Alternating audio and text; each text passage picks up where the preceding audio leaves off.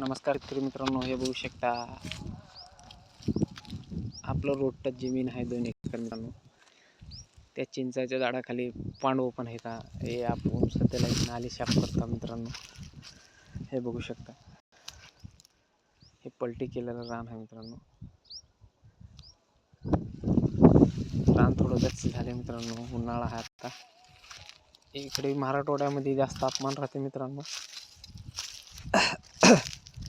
आणि वरून हे माळ राहते, ते समोर माळ लाभलेला आहे आपल्या गावाला मित्रांनो. तर पण लोक फुकून दिल्यामुळे टेम्परेचर वाढते मित्रांनो. फुकलं तर बी आपल्याला जेवढं फुकायचं आहे तेवढं फुकत नाहीत मित्रांनो, सगळंच पेटून देतात. आणि आपण हे सध्याला आता हे शाप करणं जे आहे मित्रांनो, हे बघू शकता.